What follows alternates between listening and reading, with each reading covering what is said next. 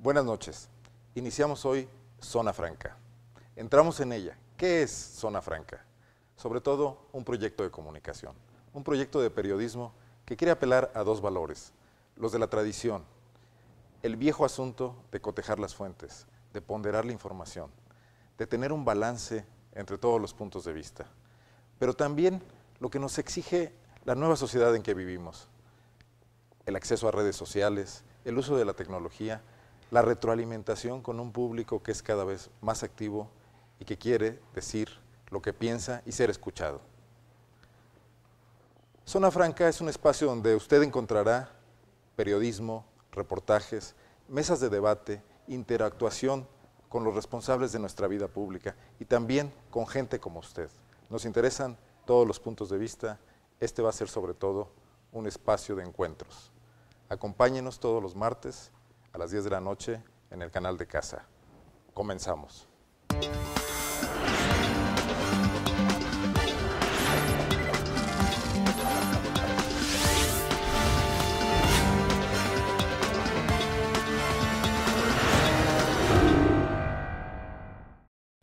La política se ha agudizado antes de tiempo.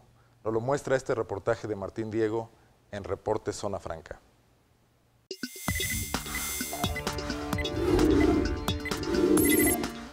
Faltan 10 meses para que se declare iniciado el proceso electoral, aunque ya hay precandidatos, encuestas, suspirantes, amarres, negociaciones y hasta litigios en los tribunales electorales.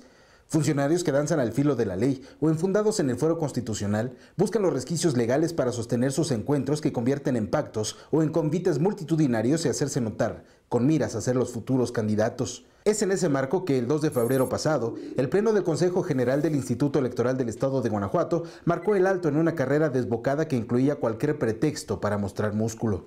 No podemos desconocer que hay gente que ha manifestado ciertas ideas, ha hecho ciertas expresiones que a juicio de otros pudieran constituir la violación a algunas normas y también a veces a juicio de otros podrían constituir actos anticipados de los actos formales que la ley prevé, como las campañas y las precampañas. Las dirigencias estatales del PAN, PRD y PRI en Guanajuato dicen abiertamente que sus procesos se adelantaron. Estos tres partidos se encuentran inmersos en un litigio electoral, en una contienda que todavía no inicia.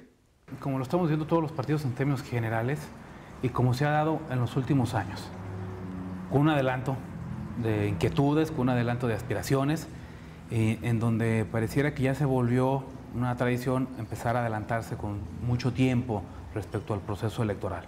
Y yo creo que lo estamos viendo todos los partidos en general, no solamente es el caso del PAN. Para el presidente del PRD en el estado, Miguel Alonso Raya, la contienda inició en los tribunales. Ello se debe a que su partido, junto con el PRI y el PT, ingresaron al órgano electoral una queja por actos anticipados de campaña que documentaron con 56 pruebas. Acción Nacional respondió por la misma vía. Tiene razón, yo creo que la próxima contienda que se ve venir competida y difícil ya empezó litigándose, ¿no? O sea, ya empezó de alguna manera con problemas que están terminando de inmediato en los tribunales. Para la dirigencia del PRI, el proceso también está abierto, aunque su dirigente estatal admite que se corre el riesgo de hartar a la población para cuando las campañas estén en pleno apogeo. Si salimos a la calle y le consultamos al ciudadano 10 personajes de la vida cotidiana de su ciudad, de su estado, a los políticos, si no estamos en el último, estamos en el penúltimo lugar de clasificación. Fueron los partidos políticos quienes marcaron la agenda electoral en Guanajuato. Primero porque obligaron al Instituto Electoral a marcar un alto y segundo porque obligaron a que se presentara otra reforma electoral que no gustó ni a los de casa. Mientras queda pendiente esa reforma integral, fuera de toda coyuntura. Y la motivación fue buscar una posibilidad de dar equidad y dar transparencia de en qué momento iniciar los procesos de precampañas. Pero los ciudadanos, lejos de ver en el proceso anticipado de campañas una forma para tomar una determinación sobre el voto que emitirán, observan una lucha intestina por cargos públicos. El problema es que en México se le da como mucha discrecionalidad a los partidos para elegir sus formas internas de elección y no sabemos bien a bien cómo los van a elegir, qué participación podríamos tener nosotros. todos estos actos que hacen con el disfraz de que no son precampañas, entonces no dicen nada. El proceso electoral tendrá un atropellado inicio, un arranque fuera del marco legal y en los tribunales. En su desarrollo puede que lleguen las sanciones y hay la posibilidad de que se niegue el registro a los políticos que obligaron al prematuro parto de un proceso democrático. Y cabe la posibilidad de que cuando inicie el proceso formal o incluso cuando inicie el proceso interno de selección de sus precandidatos de los partidos, haya quien haya sufrido alguna sanción, ¿no? Martín Diego, Zona Franca. Qué paradoja nos muestra este trabajo de Martín Diego. Normalmente se suponía que el partido que detente el poder, los hombres en las instituciones, eran quienes más debían de cuidar que las leyes no fueran violentadas, que se respetara el marco de derecho. Hoy vemos que la falta de competencia político-electoral en Guanajuato ha hecho que la lucha de poder se centre en el propio PAN. Aparentemente, solo los que se postulan por el PAN pudieran llegar a la deseada posición de gobernador del estado. Y esto ha hecho que se agudicen las ambiciones. Pero esto al mismo tiempo parece un ácido corrosivo para la capacidad de gobierno y para la capacidad de generar instituciones eficientes en nuestro estado. El Instituto Estatal Electoral, como lo vimos, ha tratado de inventar reglas porque no existen en la ley y al poco tiempo de haberlo hecho, estas otra vez parece que no han servido para nada. Si lo hace el partido en el poder, pues los partidos de oposición naturalmente se van a sentir libres, como ya ha pasado en estos días por parte de los priistas, para mantener este juego. Se trata sobre todo de ganar ventajas, pocas propuestas al electorado, demasiadas ambiciones. Esto tendrá que ser corregido por las generaciones que vienen de políticos. Guanajuato no puede vivir en esta provisionalidad todo el tiempo.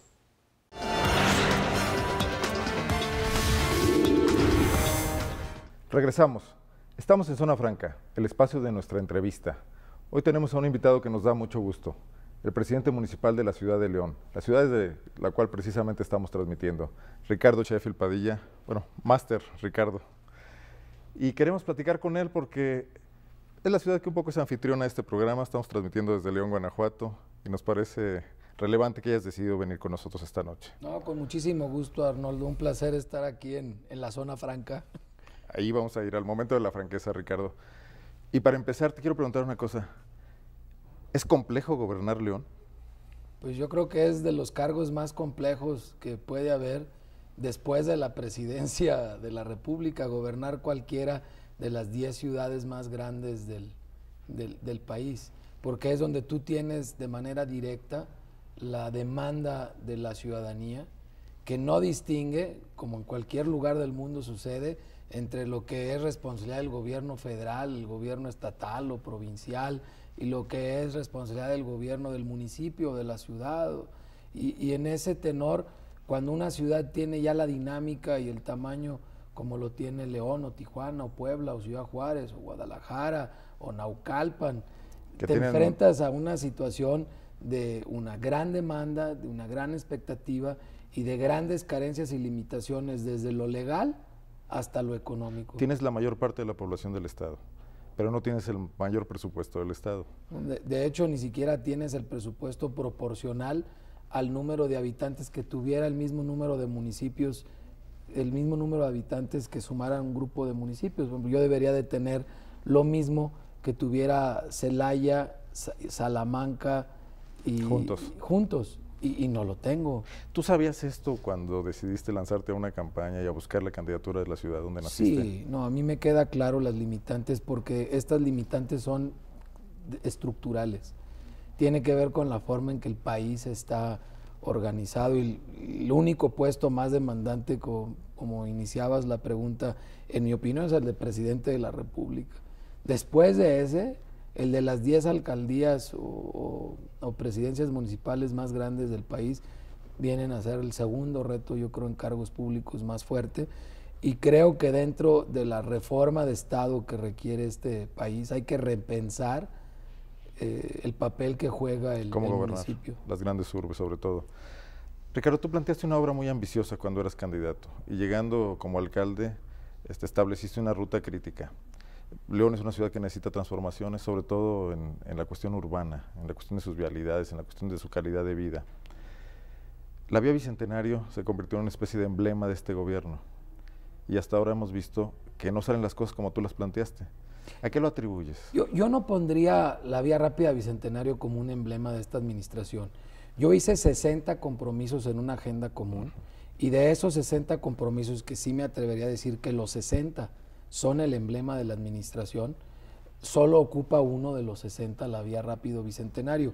Creo que igual de emblemático son los proyectos de sustentabilidad que tiene el municipio, las ciclovías, la ruta del peatón, los 128 kilómetros de pavimentos. Sí. Yo no le doy más peso a uno que otro, ni lo hice en la campaña, ni lo hice en los primeros días de posicionamiento de la administración, ni lo hice en la agenda común. Entonces, claro que es importante y claro que estamos trabajando. ¿Transformaría la ciudad?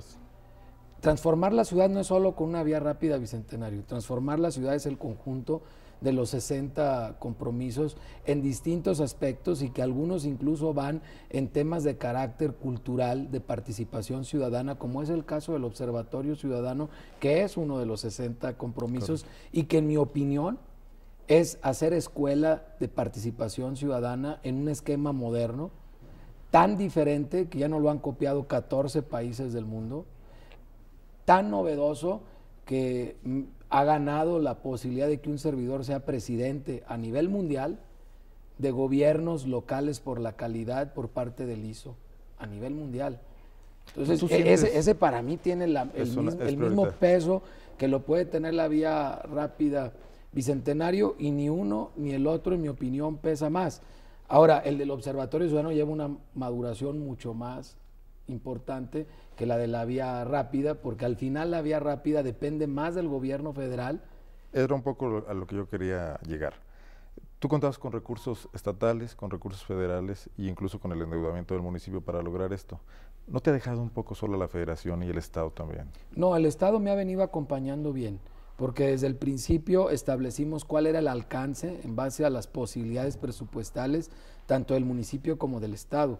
En donde no ha terminado, pero eso no quiere decir que no se logre, al contrario, hay un avance considerable también, aunque no se ha terminado de materializar, es en el tema de la federación, porque estamos hablando que es una carretera federal, en donde circulan 50,000 vehículos diarios de paso.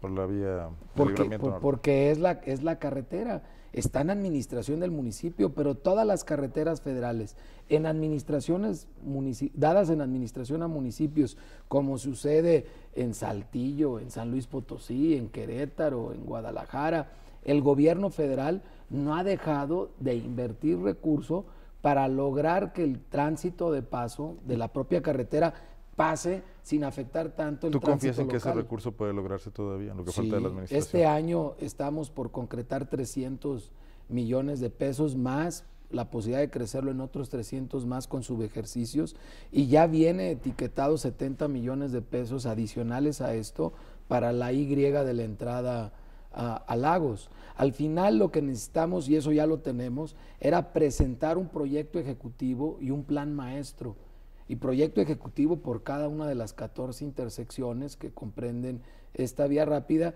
y el plan maestro de la integralidad de todos estos puentes. ¿En eso has avanzado? Eso ya estamos prácticamente concluyendo. ¿Cómo vislumbras al final de tu administración, por ejemplo, esta obra en particular? Yo veo ya terminados varios de los puentes, unos 5 o 6 de ellos, las laterales casi de un 50% de la obra, quizá un poco más, y ya en inicios todo lo que son los demás cruces por parte del gobierno federal. Quizá quede a un 60, 70, veo difícil que llegue al 80, pero por allí podría estar el avance de obra. De entrada se nos fueron 6 meses tan solo en poder concretar la parte municipal, que es con la que detonabas y arrancabas la obra desde el papel. Si yo no tenía dinero para proyectos ejecutivos, pues menos iba a tener proyectos ejecutivos, y sin proyectos ejecutivos no teníamos nada que gestionar ante la federación. Y estábamos partiendo que en campaña no había más que una idea, y que en el gobierno de León jamás se habían planteado el generar una vía rápida y el generar condiciones para que el gobierno federal invirtiera en una vía rápida. O sea, esta administración está planteando proyectos que incluso deberán ser seguidos por las que vienen. Pues van a quedar en una situación de que tendrán que ser seguidos.